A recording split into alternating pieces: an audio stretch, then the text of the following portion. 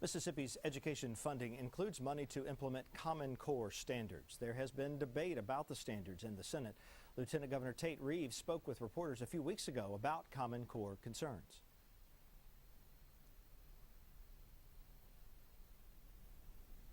I'm very concerned about the potential for the federal government to attempt to get involved in local decision making regarding curriculum. And as I've said repeatedly over the last year, we are going to monitor that very, very close. And have been monitoring it very, very close. But from what we've been able to see thus far, if a parent is unhappy with a book that their child is reading in their local school, they don't need to come to Jackson to complain. And they don't need to go to Washington to complain. They need to go to their local school board and complain, because conservatives believe that curriculum decisions should be made at the local level. And I have yet to see an example thus far where that's not true. If that changes, if we start seeing curriculum decisions attempting to be made in Washington, then I'm going to be the first to step up and say we need to do something about this. So Senator Angela Hill rejoins us now. And Senator Hill, do you agree with Lieutenant Governor Reeves? I agree that curriculum should be a local decision, but I also know that the federal government has not just thought about getting involved in education. It already is involved in education. It is funding 2 federal testing consortiums. Those testing consortiums have technical review committees that the federal government handpicked. Those technical review committees and those consortiums are also developing curriculum. And any teacher knows that testing drives curriculum. So we absolutely have the federal government basically telling our schools what to teach and how to teach based on what is going to be in those federal tests. And that's why we have seen many, many states that are pulling out of the testing consortium first before they're pulling out of the total movement.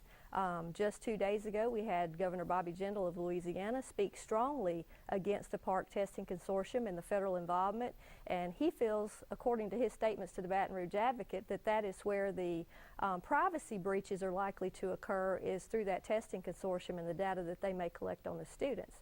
And last Thursday, while we were debating Common Core, trying to take the line item for funding for training out, the Tennessee House voted 82-11 to delay Common Core for 2 years, and just a couple of weeks ago the Georgia Senate voted 34-16 to weaken or somehow dilute the Common Core effect in their state. So we're seeing quite a few states pull out of the testing consortiums. Florida's Governor Scott has talked about it. Georgia has pulled out, Alabama. There's many states that have already pulled out of the testing consortiums or are in the process of doing so. You know, we often hear about Mississippi being at the bottom of the list in terms of a number of things, but education is often one of them too. If not Common Core, what does Mississippi need to improve education for our students? Well, it's basically demographic pockets of the state that are performing poorly, demographic pockets of the state that are performing well. You know, you can look at research from the National Center for Educational Statistics, and they have done studies where they look at the so-called rigor or quality of the standards, and they have determined, the government's own studies, that basically the quality of the standards as judged by the American Federation of Teachers or by the Fordham Institute, who is supporting Common Core, that those have in the past been unrelated to the scores on the National Assessment for Educational Progress. So the research and the statistics out there say that these Common Core standards will really not significantly improve education because standards never have done this in the past. But we did have a plan to take what they consider the strongest standards in the country in English language arts and math, and that was a bill that I filed to put Texas English language arts standards and California math, which are the gold standards for the country, in Mississippi. So we would have had the best standards if we had gotten my bill out of committee. And we could have borrowed those. They're in the public domain. They would have cost us nothing. We could have had them certified as college and career ready, and we would not have been out of compliance federally. Well, is this, we hear the argument a lot of times about issues, whether it's Common Core or something else that's being pushed by the federal government, that that we just don't want the feds in here telling us what to do. And we hear that again and again. Is that what's at work here as well? Absolutely, absolutely. This was done as a Race to the Top grant initiative during the economic downturn. It was part of the 2008-2009 stimulus package.